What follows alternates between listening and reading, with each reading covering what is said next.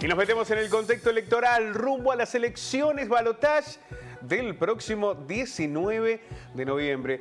El debate de la Argentina que viene, que también se puso en discusión el pasado domingo. La educación pública, el rol del Estado, la salud, también la vinculación de los candidatos con aquellos con quienes mantienen diferencias. Esto que en algún momento planteó Milei de romper con el Vaticano o agravios que llevan hasta la idea de exterminar o eliminar a quien eventualmente es un rival político, ¿no? Estos conceptos que hablan de la Argentina que necesita pasar a una instancia en lo que las divisiones y lo que se ha denominado como la grieta no constituyan los pilares fundamentales de un país. Pero vamos a sumar a este análisis al párroco Raúl Frega. Raúl, ¿cómo le va? Buenos días, un placer. Buenos días, Pablo. Buen día, Mechi y toda la audiencia. Buen día. También a la titular del Observatorio de Derechos Humanos de la Universidad, a Rosa Catana. Rosa, ¿cómo le va? Buenos días. ¿Qué tal? Buenos días. Hola, Rosa. Gracias por estar. Padre, el rol de la Iglesia en esta elección pareció tomar una connotación distinta a otras, ¿no? Sobre todo a partir de lo que fueron algunas manifestaciones, descalificaciones del Papa hacia el Papa Francisco y hasta se manifestaron posibles rupturas con el Vaticano, ¿no? ¿Cómo se vivió esto en la Iglesia? Creo que esos hechos profundizaron un involucramiento que la Iglesia siempre tiene a las horas de las elecciones, que por ahí es un mensaje general, llamar a pensar el voto desde nuestro pensamiento. Eso supone confrontar las ideas con la doctrina social de la Iglesia, pero este hecho particular que mencionabas, un ataque directo a la figura del Papa, lo que representa también la Santa Sede como Estado diplomático, hizo que las manifestaciones, por ejemplo, del arzobispo de Buenos Aires fueran contundentes y poder señalar que no era el espíritu que nosotros queríamos tener para el país, este espíritu que sigue acentuando el confrontamiento. Y como vos mencionabas, el hecho de querer barrer al otro. Uno de los candidatos dijo el otro día que quería poner la tapa del ataúd sobre un pensamiento político. Y eso es lo que a mí en este momento me preocupa, porque he visto en estos días después del balotaje el compartir este meme que es tan habitual en las redes, pero que es desprestigiar al votante, ya sea de un lado o de otro, pero más particularmente en nuestra región desde un lugar. Y me parece que eso no nos ayuda a la construcción de la democracia, algo que estamos defendiendo en estos 40 años.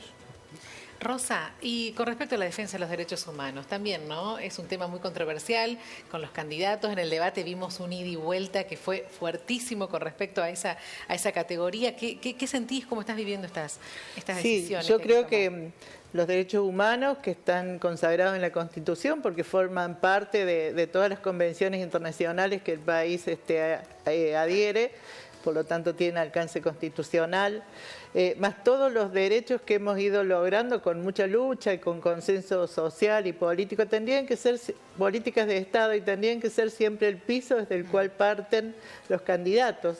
Sin embargo, nos queda esta sensación de que todo es tan frágil, ¿no? De que todo puede revertirse y tenemos que estar atentos y es difícil vivir con esa sensación de fragilidad de lo que nos rodea.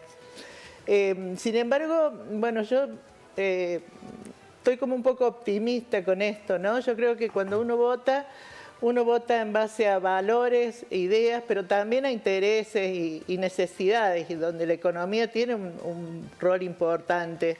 Y en este momento me parece que el tema económico tuvo como menos peso, porque si no nadie hubiera votado por el candidato de Unión por la Patria, porque realmente es el ministro de Economía y no estamos bien económicamente.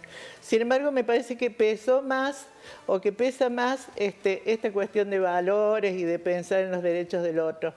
Desde ese punto de vista me siento un poco más optimista, digamos, que antes de las elecciones. Más allá de los candidatos, ¿no? Claro, sí. ¿Es posible imaginar, Rosa, Raúl, un país que pueda superar lo que ha ocurrido en este último tiempo? Usted señalaba lo que planteó uno de los candidatos de poner una tapa en el ataúd, pero lo vimos literalmente, ¿no? Llevaban a Casa Rosada en algunas protestas imágenes de bolsas mortuorias, hasta una guillotina. La vicepresidenta sufrió un atentado que podría haber terminado con su vida. Y cuando uno ve en las redes sociales, sistemáticamente hay una idea de exterminar, eliminar, que eso también tiene que ver con el mensaje que llega desde los dirigentes. ¿Hay algo que ha cambiado el domingo, Raúl, o que nos permite ser optimistas sobre que ya no puede ser tolerable que eso ocurra? Yo tengo esperanza que sí, sobre todo porque creo que veníamos de una época, ya sea un candidato a otro, un partido a otro, donde todo era blanco y negro. Y creo que ahora entramos en los matices. Al menos esa es mi esperanza. ¿Por qué? Porque creo que la sociedad también está cansada de eso.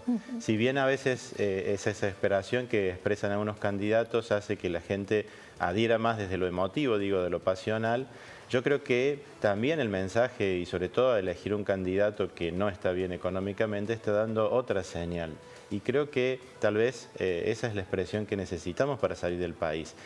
Creo que la discusión Estado sí, Estado no, ya no va. Ahora hay que discutir qué modo el Estado se vuelve eficiente, se vuelve presente, no malgasta. Y así podríamos llevarlo a muchos temas donde habitualmente era una postura u otra. Y creo que ya no sirve eso. Por eso creo que fracasa uno de los candidatos en que no ha crecido desde las pasos hasta ahora, porque creo que la gente está un poco cansada de ese mensaje. Y donde lo económico, como decía Rosa, si bien pesa en la mesa de todos, no es lo principal en este momento, o al verse en juego otros valores, la gente creo que vota distinto. Claro, un voto emocional en las PASO, como llamando la atención, pero después más pensado, decís. Eso es lo que yo pienso y espero que siga siendo desde ese lugar y que también las propuestas que surjan sean matizadas. Digo, no podemos seguir en la dinámica de blanco-negro. Creo que hay situaciones que son claras. La educación tiene que ser pública y yo vengo de gestiones privadas, aunque es pública, yo siempre digo, la educación en Argentina siempre es pública, después la gestión es distinta. Pero, por ejemplo, no podemos poner en dudas que es uno de los grandes valores que tiene la Argentina, o la salud. Cuando uno viaja al exterior, me ha tocado hacerlo, y uno escucha ciertas dinámicas para que una persona estudie en la universidad, acceda a un plan de salud, y uno se da cuenta de los valores que significa que en nuestro país tengamos un servicio público. Evidentemente tiene que ser más eficiente, evidentemente el Estado tiene que manejar mejor los fondos, llegar de otra manera. Esas son las cosas que tenemos que discutir, pero no seguir discutiendo si hay educación pública o no, sino cómo se enfrenta esa educación, cómo se gestiona y cómo se permiten también otras miradas. Bueno, es interesante lo que plantea el padre Rosa, en el sentido de que tiene que haber una defensa enfática de lo público, ¿no? De la salud pública, de la educación pública, del rol del Estado, de lo que implica que una jubilación pueda tener un sentido solidario y no solo mercantilista. Ahora, también hay una interpelación, ¿no?, a que eso no implica, porque hay muchos, yo ni siquiera hablo de errores, sino de apropiaciones que se hacen a través de la política del Estado, ¿no? Y eso también lo está interpelando la gente.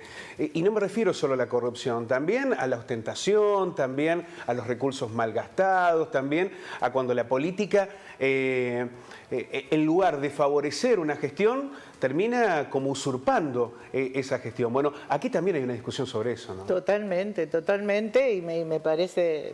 Creo que tiene que ser así, ¿no? Que tenemos que estar atentos a todo lo que suceda a nuestro alrededor.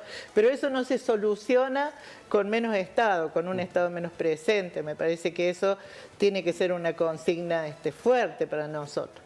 Por eso decía yo recién, creo que lo que tenemos tiene que ser la base y ver cómo avanzamos de ahí en más, y habrá muchas cosas que corregir seguramente, y seguramente esas cosas que vos estás mencionando también hacen a que haya ido perdiendo consenso el gobierno actual. Eso no hay dudas. Y la otra cosa que quería decir también, me parece que en esto de ver cómo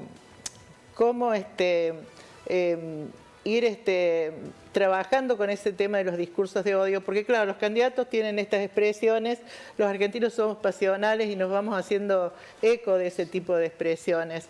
Y me parece que acá también tienen mucho que ver los medios. Esto de la fragilidad, ¿no es cierto?, que yo decía recién, esta sensación de fragilidad, ustedes la conocen bien con lo que pasó con la ley de medios, una ley que llevó mucho tiempo, mucha discusión, mucho debate, una ley que avanzaba sobre lo que son los derechos de las audiencias, un gobierno que no le gustó la derogó. Y me parece que ese es un tema en el que tenemos que trabajar de acá en más, el tema de los derechos de las audiencias, tanto en los medios de comunicación como en las redes. Me parece que bueno, hay que avanzar en un montón de cosas, pero eso me parece que sería lo que nos ayudaría a ir fortaleciendo la convivencia democrática.